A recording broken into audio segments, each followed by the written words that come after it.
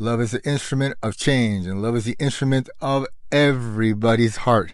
It is the instrument we play, and it is the instrument we hold, and it is the instrument that we play the best in anything and everything that we use. When we choose to lead with love, when we choose to be love, when we choose to be in love, and when we choose to love something, and we can love anyone, anything.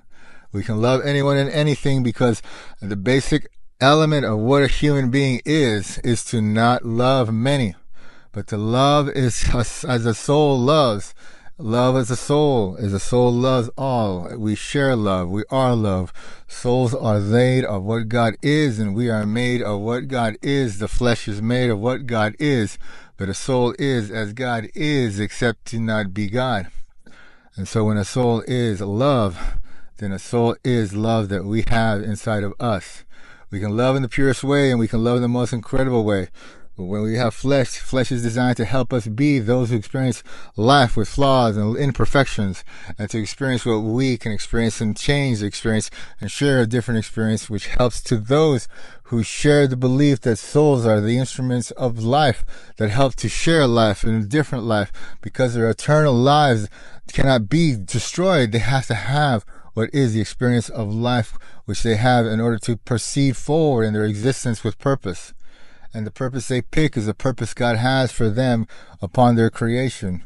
When they were created to live, but they live a life that is absolutely different than what we could ever imagine, yet they know everything that we know. And when they are love, they live as love does, and love is more than you can ever imagine it can be. So you love this way. You love what you teach, you love what you preach, you love what you share, you love what you are, a part of you that loves you. Then you can love others too, but to love more, you have to love yourself. The basic understanding of loving yourself and caring about yourself, liking yourself, determines how much you treat others with the same glee or the same perfection of you can be nice to people because you care about yourself more. You can be nice to yourself because you care about yourself more. You can treat yourself better because you care about yourself more.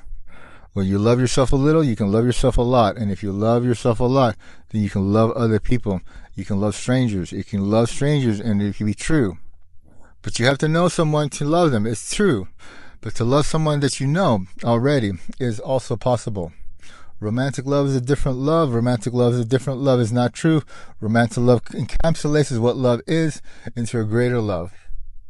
And when there is that greater love, there is a greater pull from which that love seeps into what is love. I'm not a great advocate of hate. I'm not a great advocate of love when love isn't true. But love, if that isn't true, is something that doesn't matter to me if it's not true or not, because it can be true if it is true to possibly exist. When it does exist in a form that does make it seem as though the love is really there, then the love that is shared in that way is the love that is shared true, except for the problem is that it isn't true love. You can share in the way that you love, and you can dip into that pool of extra love. You can share love in that way. You can express yourself so deep to someone, and they realize that you're expressing themselves deep. But when you don't express yourself deep to them in the right way, which is to have a true love expression, it is not a fabricated love, but it is love of an instrument kind. You release that love and you share that love with them, and it is a love of share truly. But when you share such incredible things that you may not be able to realize the depth of what that love might do if they receive it as true love, the true love that you release is a true love received, is a true love that can transform someone. But the true love also is something that sits inside of a soul.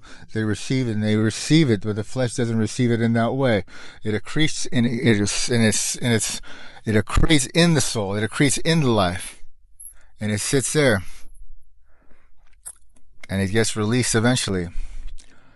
Not back necessarily to the one that gave it as true love, but there is so much love in someone that receives love truly that they are lucky, even if they are not expressing it to others.